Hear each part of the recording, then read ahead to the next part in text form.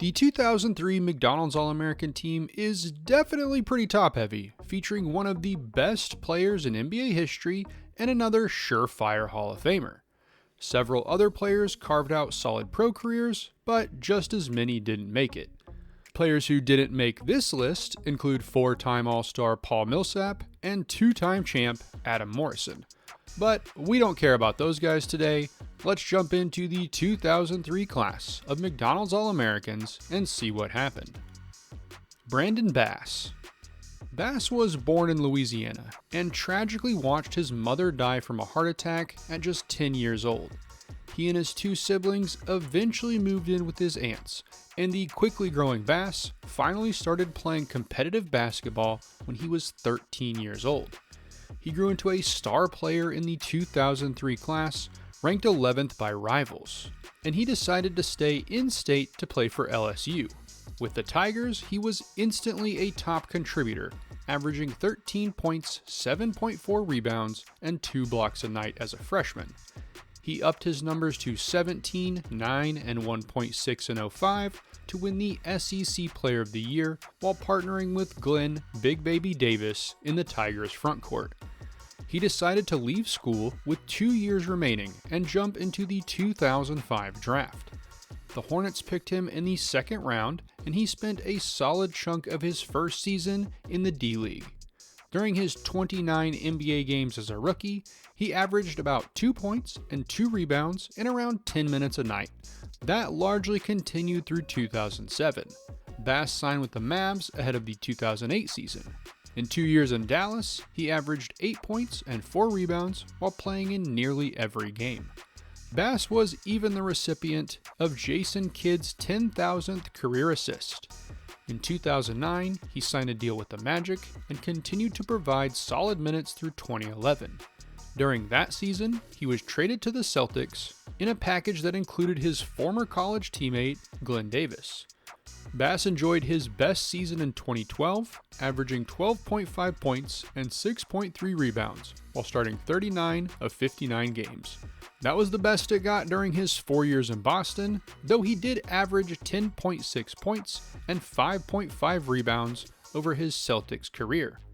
In 2016, he signed with the Lakers and spent 2017 with the Crosstown Clippers. The next year, Bass went to China to play for a few years before retiring from pro play in 2020. Bass has long been a fan of rap music and has released a few albums over the years. His younger brother Chris also played college basketball at LSU, though the 6'1" guard only averaged 1.6 points and 2.2 assists across his 4-year career. Meanwhile, Brandon's son Brandon Bass Jr. is a 4-star prospect in the 2026 class who currently seems to be leaning toward playing for Purdue. Aaron Brooks. Interestingly, Brooks went up against future 2-time NBA champ Adam Morrison in the state championship game during his senior season, besting the former Zag with a 38-point performance. Brooks decided to play college ball for Oregon. He spent 4 years with the Ducks, giving the team 13 points, 4 assists, and 1 steal across his career. Brooks' senior year was his best, dropping nearly 18 points a night to make the second-team All-American squad. The Rockets picked him 26th overall in the 2007 draft. Brooks spent his first 2 years mostly off the bench, even spending some time in the D-League as a rookie. In 2009, starting point guard Wafer Skip to my Lou Alston was traded midway through the season, giving Brooks a chance to shine. He played well to end his second season, but exploded in 2010 to average 19.6 points and 3.9 assists to win the Most Improved Player award. Unfortunately, an ankle injury early in the 2011 season limited him quite a bit, so Houston decided to trade him to Phoenix for Goran Dragic. Of course, that also opened the door for Kyle Lowry to take over as the Rockets starter, so it worked out pretty well for Houston. Brooks only played in 26 games for Phoenix before leaving the NBA for a season to play in China while the league sorted out the 2011 lockout. He came back to the NBA for the 2013 season, signing with the Kings after the Suns declined to extend a qualifying offer. That kicked off a string of 6 seasons where Brooks consistently jumped around, bouncing between the Kings, Rockets, Nuggets, Bulls, Pacers, and Timberwolves. His best stretch came in 2015 with the Bulls, where Brooks averaged nearly 12 points off the bench to pick up 6 Man of the Year votes. Brooks retired after spending the 2018 season in Minnesota and got into coaching with the Knicks in 2020. He was with the team through the 2023 season, working as the two-way liaison with the players and an assistant with New York's G League affiliate. He left the organization in 2023 and has mostly been out of the public eye since. Shannon Brown.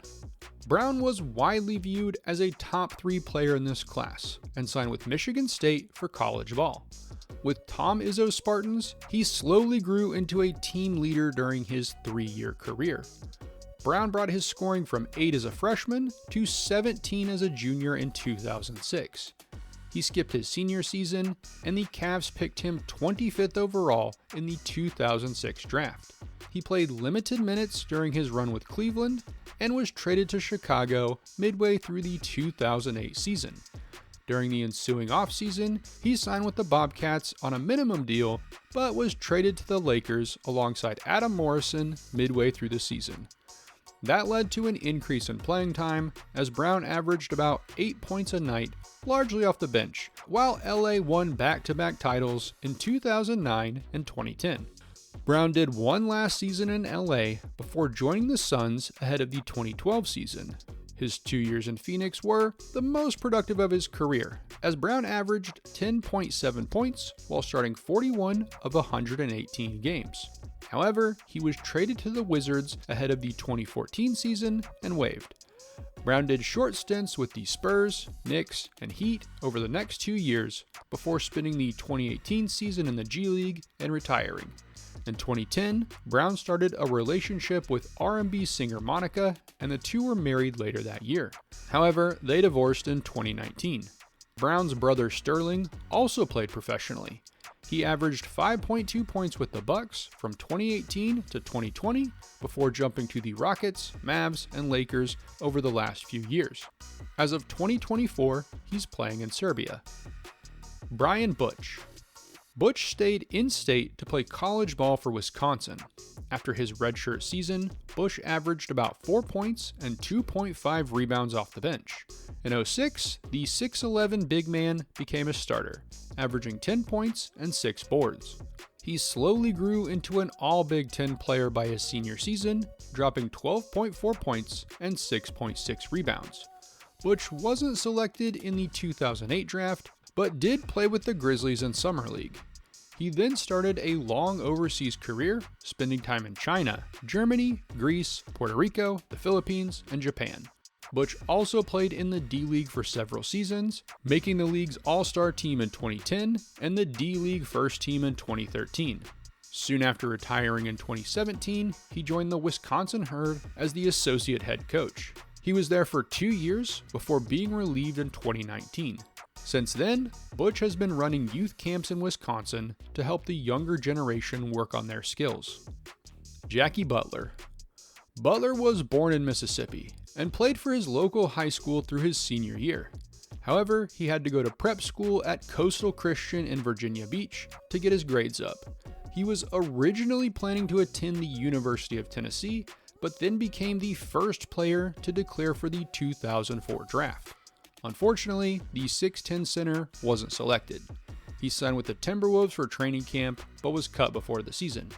He spent the 2005 season playing in the CBA, where he averaged 18 points, 11 rebounds, and 1.5 blocks to win Rookie of the Year and make the All-CBA first team.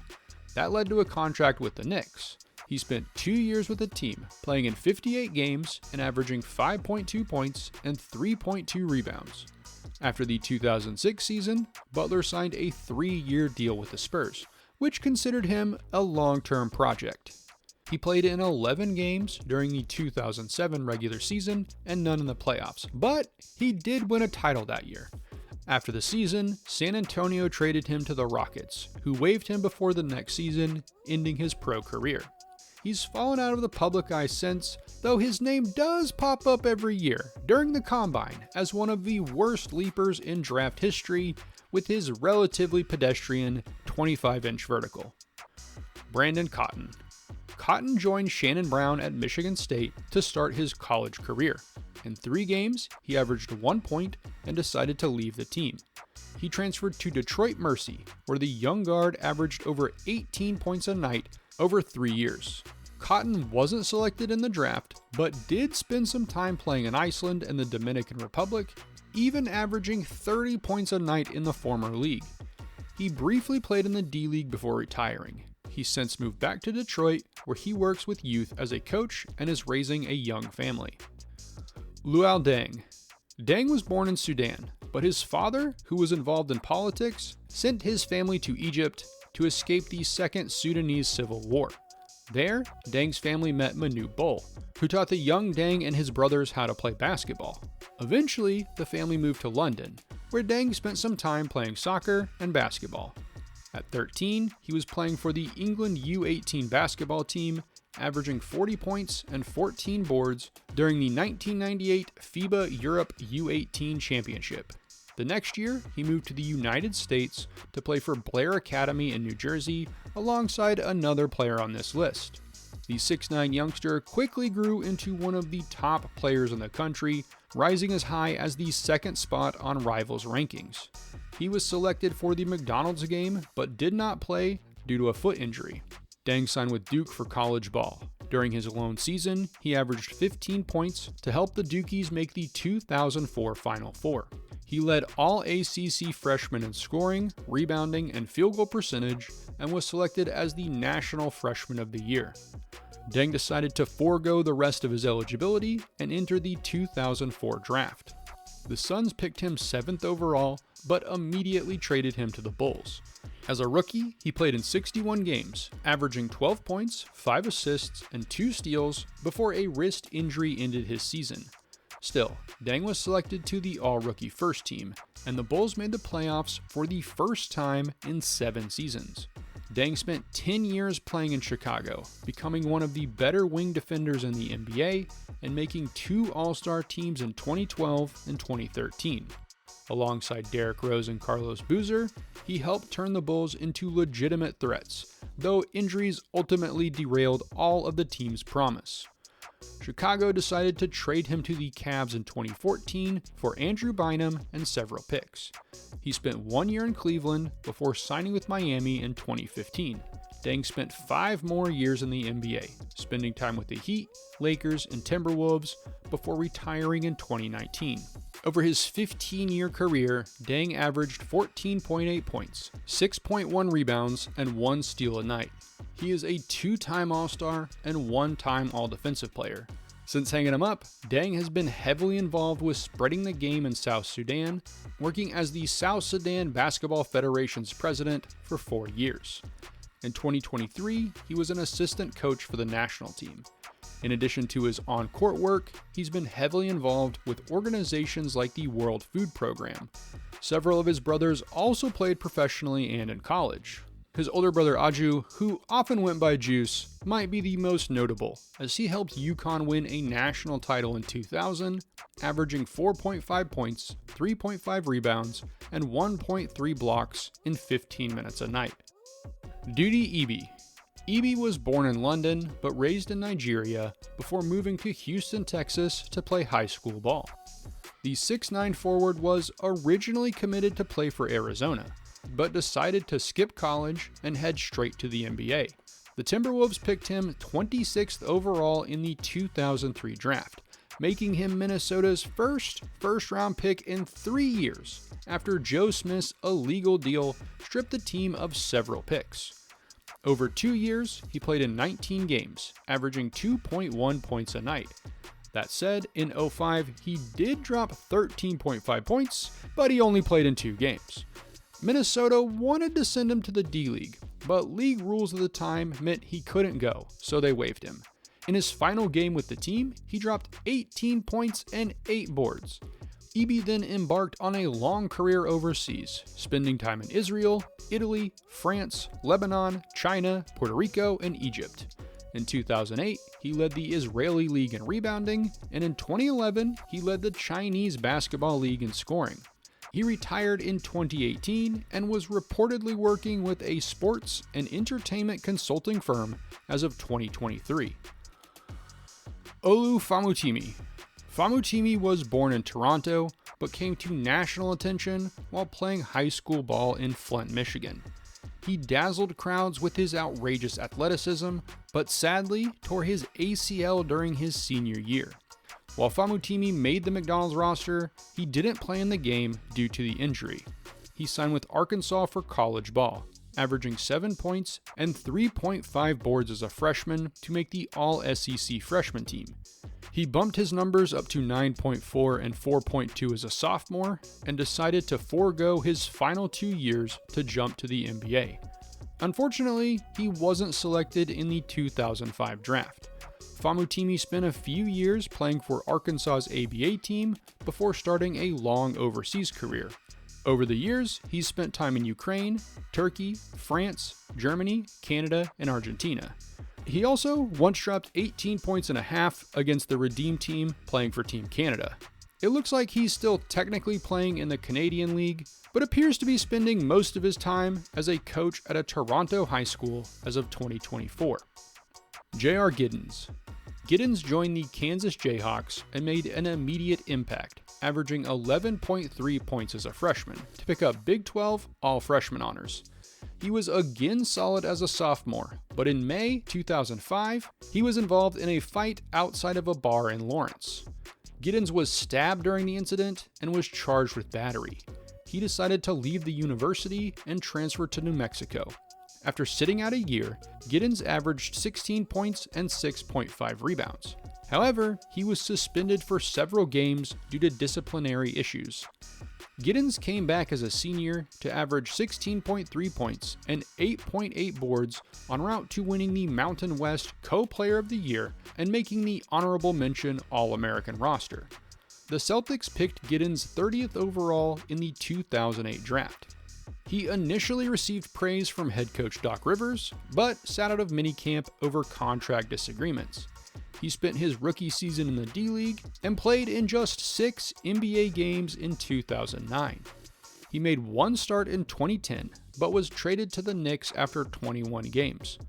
Those 11 games in New York were technically his best, as he averaged 4.1 points and 2.8 boards, but that was the end of his NBA career. He spent the next several years playing overseas, making stops in Poland, Spain, Greece, Italy, Puerto Rico, Argentina, the Dominican Republic, Uruguay, Mexico, and Chile. After retiring in 2019, Giddens got into coaching. As of 2025, he's working with youth back in New Mexico. Ivan Harris. Harris was born in Ohio, but came to national prominence at Oak Hill Academy in Virginia. He signed with Ohio State, where his career never really took off. Don't take that to mean Harris was a bad player, he just never took a step towards stardom. Over his 4 years, Harris averaged 5.7 points and 2.3 rebounds, peaking as a senior with 7.6 points and 3.3 rebounds alongside freshmen and future pros Greg Oden, Mike Conley, and Daquan Cook. Harris wasn't selected in the 2007 draft, so he headed overseas. He made stops in Finland, Argentina, Uruguay, Australia, Japan, and Canada. Harris also did a 2-year stint in the D-League from 2008 to 2010, averaging 14 points and 4.5 rebounds. He won titles in Australia and Finland before retiring. As of 2025, he's working as a youth coach running camps in Australia. Kris Humphries. Humphries' dad played college football at Minnesota, so it wasn't a huge surprise when the youngster showed an aptitude for sport. His first love was swimming, where Humphries was ranked as the top 10-year-old in the nation in 6 events, even beating a young Michael Phelps in several races. However, he gave up swimming 2 years later to focus on basketball.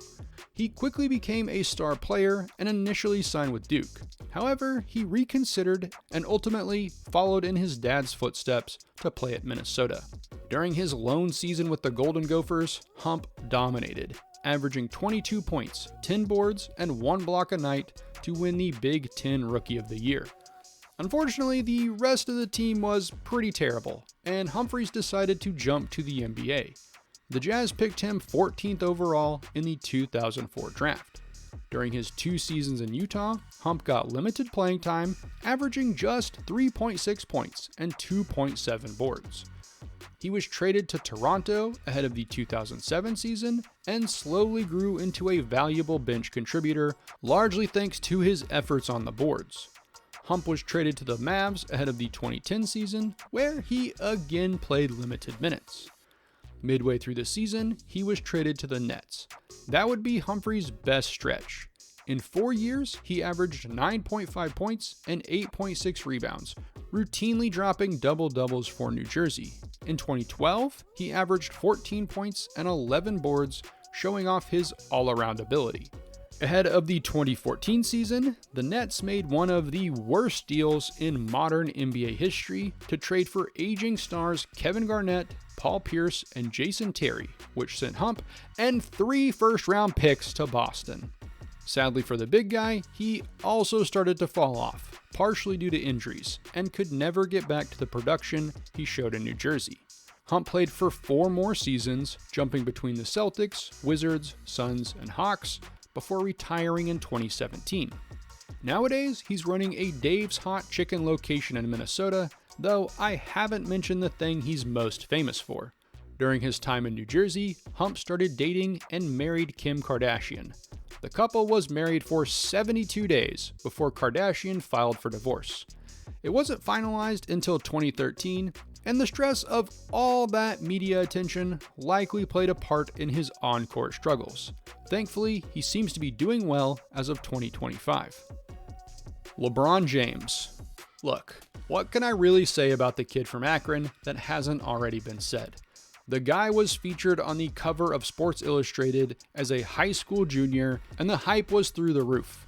Despite those lofty expectations, LeBron has lived up to every bit of his potential. Let's just run through the accolades. LeBron is a 21-time All-Star, a 21-time All-NBA selection, a 4-time MVP, a 4-time champ, a 4-time Finals MVP, a 3-time Olympic gold medalist, a 6-time All-Defensive selection, a 1-time scoring champ, a 1-time assist champ, and the 2004 Rookie of the Year. While he doesn't have as many rings as Michael Jordan, he's been to the finals 10 times. I get it, losing 6 hurts his legacy, and for the record, I have him as the second best player behind MJ. But getting to the finals that many times shows how great LeBron is. He is the leader in career points scored, 4th in career assists, 26th in career rebounds, and 6th in career steals. And here's maybe the most impressive part. As of this video being posted, the 40-year-old superstar isn't finished. Look, I could run you through his whole career, but you already know it. Instead, let me just quickly share my favorite LeBron moment.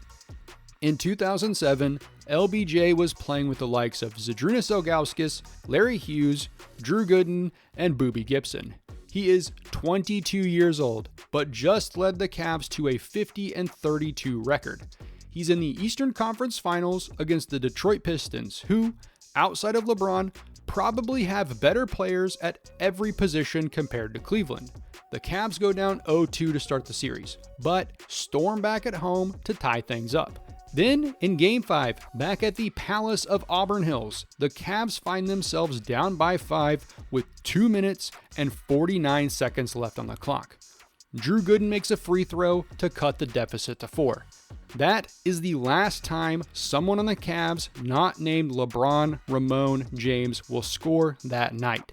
Now, if you haven't heard of or don't remember this game, you might be thinking that's because LeBron cuts the deficit and wins on a last-second shot.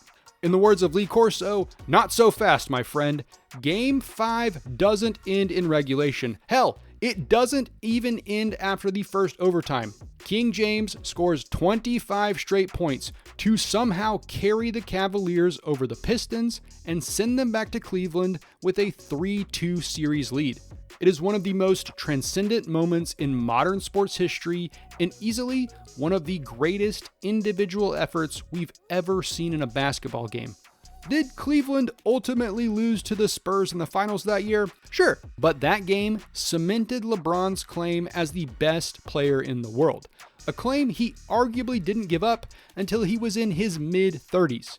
Say what you want about the decision and some of LBJ's other antics, but he is among the pantheon of the game's greatest players, and when he ultimately retires, fans who didn't appreciate him will quickly realize how important he's been to the league. That said, the second generation of the James clan is already in the NBA. In 2024, LeBron's oldest son Bronny, a McDonald's player himself in 2023, was picked in the second round by the Lakers, making the father-son duo the first such tandem to play in the NBA together. His other son Bryce is a 6'6", three-star prospect in the 2025 class who recently signed with Arizona. LeBron's only daughter Zuri is only 10, but word on the street is she isn't a bad volleyball player, so we'll have to see if she becomes the third James to play at the collegiate level. Either way, I am very excited to see how LeBron James ends his Hall of Fame career. Mike Jones. Jones was a lethal three-point shooter from the jump, winning the three-point shooting contest at the 2003 McDonald's game. He took that long-range game to Maryland, where he spent his first few years firing from deep as a rotation player. In 2006, he was elevated to the starting lineup and brought his scoring up to 10.5 a night, while averaging 41.5% from three. As a senior, he raised his scoring even higher, dropping 14 points a night and setting the Maryland record with 9 threes in a single game. Unfortunately, his ball handling, defending, and shot creation never caught up to his accuracy from deep, and Jones went unselected in the 2007 draft. Instead, he spent the next several years playing overseas, spending time in Turkey, Cyprus, Romania, and Argentina. He retired in 2012 and moved back to Massachusetts, where he spent the last few years coaching at his high school alma mater. James Lang. At 6'10 and 285 pounds, Lang was a monster inside in high school, which led to him skipping college and jumping straight to the NBA. The Hornets picked him in the second round of the draft, but he was waived early into the season after being sidelined by back injuries. He played a bit in the USBL and D-League while getting looks and various 10-day contracts from the Jazz, Raptors, and Hawks. Ahead of the 2007 season, he signed with the Wizards. In 11 games, he averaged 1 point and 1 rebound before being waived. Lang spent a bit more time in the D-League and in Israel, but kept dealing with medical issues. Sadly, Lang suffered a stroke the day after Thanksgiving in 2009, leaving him partially paralyzed. Since then, he's been living a relatively normal life out of the public eye. Travis Outlaw. Out of Starkville, Mississippi, Trout was a top 15 player in the class and was originally planning to stay home and attend Mississippi State. However, he decided to jump into the 2003 draft. The Trailblazers picked him 23rd overall. During his first 5 years, Outlaw got limited action, but slowly grew into a solid contributor. In 2008, he bumped his scoring up to 13 a night, picking up votes for Sixth Man of the Year.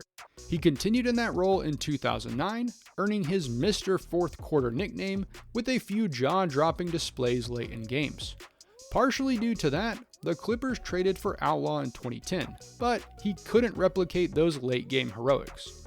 Trout bounced after the season, signing a 5-year deal with the Nets. He was waived after one ho-hum season and spent 3 mostly injured years playing for the Kings. In 2014, he was traded to the Knicks and then the 76ers before being waived and never playing again. Since then, he's mostly been enjoying his retirement, though he does come out to make a fan-favorite appearance every year at Travis Outlaw Day back in Starkville. David Padgett. Padgett left Nevada to start his college career at Kansas. He was solid as a freshman, but when Roy Williams left for the North Carolina job, he decided to transfer to Louisville. After sitting out a year, the big guy played well in 2006, averaging 12 points, 6 boards, and 1.5 blocks a night. He continued to play well through his junior season, but broke his kneecap in the season opener of his senior year. he was able to recover quickly and get back onto the court only a few months later. He put up an all Big East season, averaging 11 points, 5 boards, and 1 block a night. The Cardinals made it to the Elite Eight that year, with Padgett playing a big role. He was not selected in the 2008 draft and briefly played in Spain. In 2010, he started a coaching career back at Louisville as the assistant strength coach. In 2011, he left to become an assistant at IUPUI for 3 years. He returned to Louisville in 2014 and slowly worked his way up the ranks. In 2017, he took over as the acting head coach while the FBI looked into allegations around Rick Pitino and the program. He coached the team to the NIT quarterfinals, but wasn't brought back for the next year. Since then, he's been working as a financial advisor and as a college basketball analyst for ESPN. Chris Paul. Here's a fun fact you might not know. Many pro players get their nickname from a combination of their initials and number, so you might assume CP3 comes from Paul wearing the number 3. However, Paul's father is named Charles, and his older brother is Charles Jr., so Paul's CP3 doesn't come from his jersey. Instead, it's because he's the third person in his immediate family with the CP initials. Anyways, Paul was a star high schooler in North Carolina, with his most famous moment coming when he scored 61 points to honor his grandfather, who was murdered earlier that year at 61 years old. Paul ultimately decided not to join many of his fellow 03 McDonald's friends and jump straight to the NBA, instead joining Wake Forest. In 2 years with the Demon Deacons, he averaged 15 points, 6.3 assists, and 2.5 steals, leading the country in steals per game as a sophomore. He won the ACC Rookie of the Year in 04 and made the 2005 All-American team. Paul decided to skip his final 2 years of eligibility and join the 2005 draft. The Hornets picked him 4th overall, and he quickly proved that was too low, averaging 16 points, 8 assists, and 2 steals to win Rookie of the Year. Paul continued to improve over his next 5 seasons in New Orleans, making 4 All-Star teams, 3 All-NBA teams, and 3 All-Defensive teams.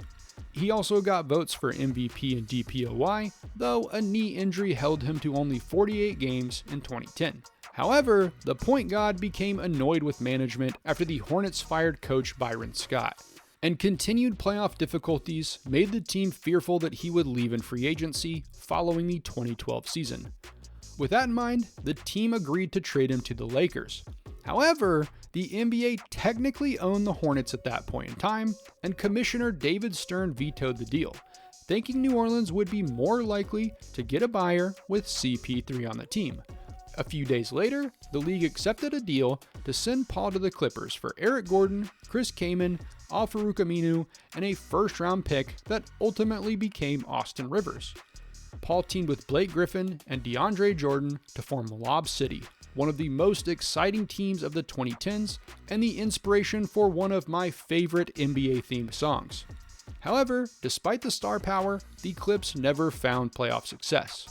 In 2017, Paul was traded to the Rockets, where he teamed with James Harden to lead the team to the 2018 Conference Finals.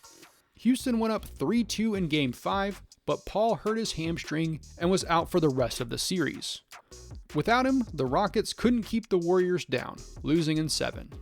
Houston was bopped by Golden State again the next year, and Paul was traded to the Thunder for Russell Westbrook. He played well in his lone season with the young, rebuilding franchise and was traded to the Suns in 2020. There, CP3 made his first finals appearance alongside Devin Booker in the 2021 season, losing in 6 to the Bucks. After 2 more years in Phoenix, CP3 spent 2024 with the Warriors and 2025 with the Spurs. The 40-year-old point guard is weighing his options at the time of this video, but seems ready to return for one last season. Over his 20-year and counting career, CP3 is a 12-time All-Star, 11-time All-NBA nod, 9-time All-Defensive selection, 5-time assist champ, 6-time steals champ, and the 2006 Rookie of the Year. He doesn't have a title, but did win 2 Olympic golds in 2008 and 2012. As of 2025, he is second all-time in assists and steals, behind John Stockton in both categories. Like LeBron, he's a no-doubt Hall of Famer, and he might also have a second-generation player on his hands.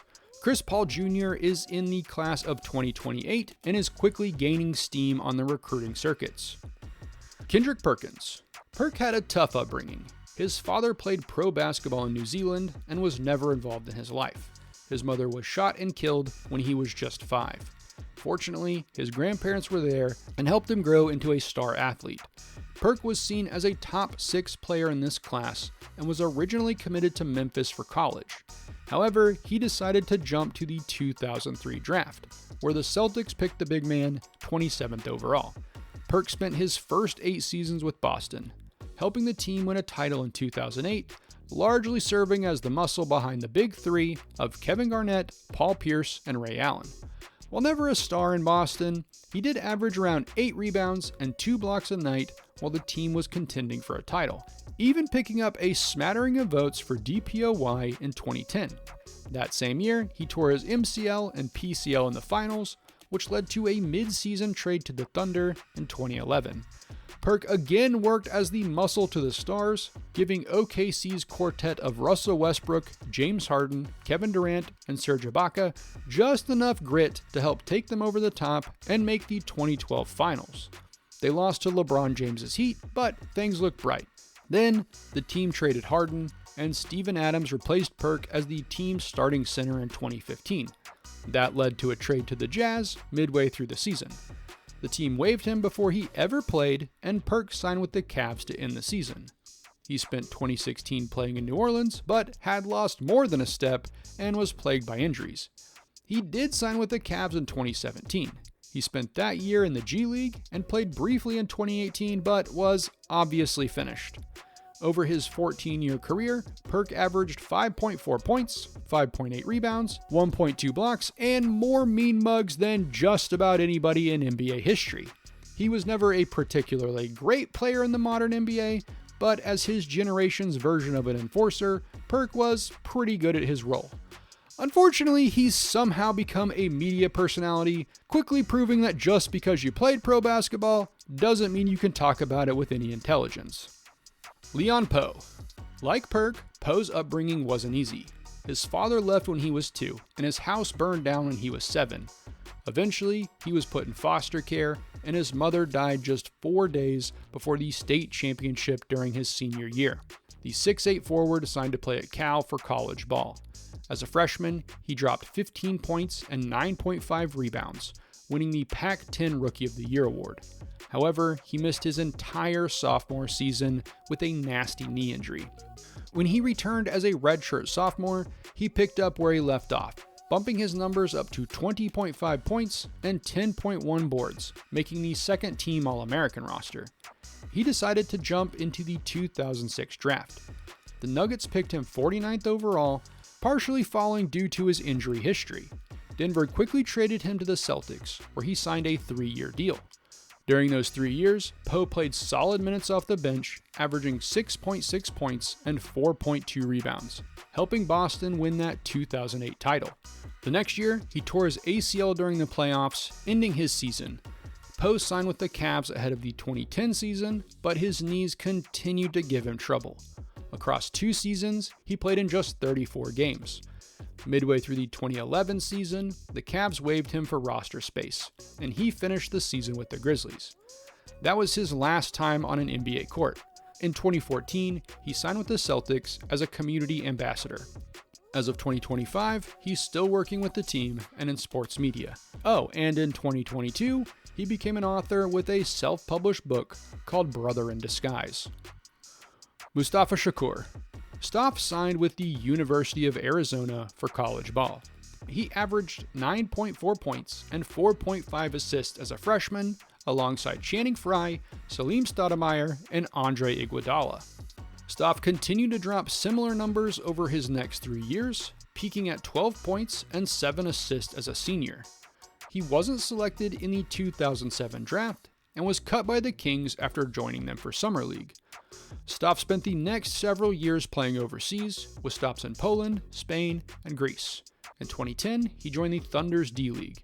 He made back-to-back D-League All-Star teams in 2010 and 2011, which led to a contract with the Wizards. In 22 games, Stoff averaged 2.3 points and 1.1 assists. He then jumped back overseas, playing in France and Italy, before signing with the Thunder in 2014. He played in 3 games that year before being sent back to the D-League.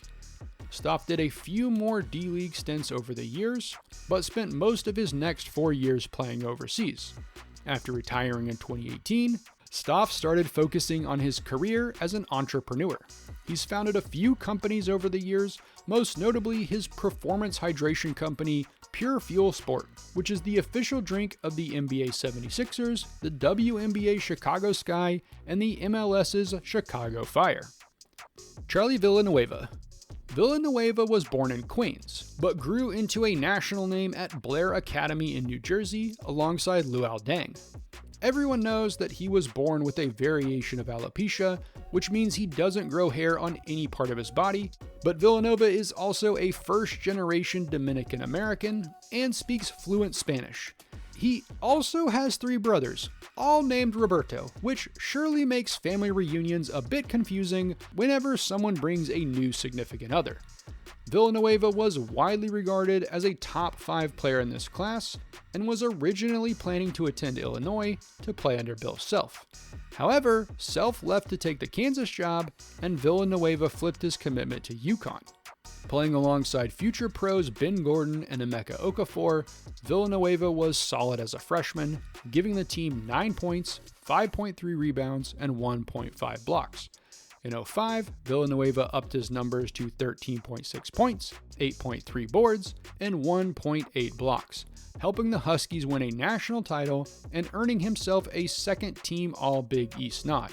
He decided to skip his final 2 years of eligibility and enter the 2005 draft. The Raptors picked him 7th overall, and he gave them 13 points and 6.4 rebounds as a rookie. Despite the production, the team wanted a point guard, so they traded the big guy to the Bucks in exchange for TJ Ford. He had a small mishap during his time there after tweeting during halftime, but his Milwaukee days were generally his best. Villanueva peaked at averages of 16 points and 7 rebounds in 2009, which he used to sign a 5-year deal with the Pistons. That reunited him with college teammate Ben Gordon. Villanueva had a few relatively productive years to start his Detroit career, coming off the bench to average about 11 points and 5 boards. But injury woes and the emergence of guys like Andre Drummond and Greg Monroe slowly cut into his minutes. Of course, the thing about his time in Detroit that most people remember is that game where Kevin Garnett allegedly called him a cancer patient due to his condition. KG claims he said Villanueva is, quote, cancerous to his team in our league, but who knows what really happened. Either way, Villanueva's time in Detroit ended after 5 seasons. He signed with the Mavs ahead of the 2015 season. After 2 more years as a bench big man, Villanueva retired in 2016. As of 2025, he's working as a real estate investor and hosts To the Baja, a podcast that also features Raymond Felton and several other former players. Von Wafer. Wafer was born in Louisiana, but blew up on the national scene when he transferred to Heritage Christian in Texas during his senior year of high school. He signed with Florida State for college ball. Wafer came off the bench to average 8 points as a freshman, raising that number to 12.5 during his sophomore year after taking over as a starter. And while he did start most games, he also dealt with some off-court issues that led to a 2-game suspension early in the year and a few benchings later in the season. Either way, Wafer declared for the 2005 draft. He had a rough pre-draft process, but the Lakers decided to pick him in the second round. Wafer played in 16 games, averaging 1.3 points a night as a rookie. He had a successful D-League stint the next year, winning Player of the Month in January 2007, which led to a 10-day contract with the Clippers. He played in exactly 1 minute with LA that year and signed with the Nuggets after his 10-day deal was up. He played in 21 games with Denver in 2008 before being traded to Portland to end the season. Wafer then signed with the Rockets ahead of the 2009 season, where he'd enjoy his best stretch. In 63 games with 11 starts, Wafer dropped 10 points, 2 boards, and 1 assist a night. After that, he signed a deal with a Greek team. The Rockets technically offered him a deal midway through the 2010 season, but he failed a physical, so he couldn't join the team. He eventually signed with the Mavs that year, but didn't play in a single game. Wafer signed with the Celtics ahead of the 2011 season. He played in 58 games that year, but his most memorable moment was when he brawled with teammate Delonte West after a preseason practice. Wafer spent the next 5 years jumping around the globe, spending time in China, Russia, Puerto Rico, and the D-League. He retired in 2018, and as of 2025, appears to be enjoying his retirement while living down in Colombia. And that wraps up the 2003 McDonald's All-American class. I'll be back in a few weeks with the 2004 crew. But while you wait, why don't you check out this video about Carmelo Anthony and the rest of the 2002 crew.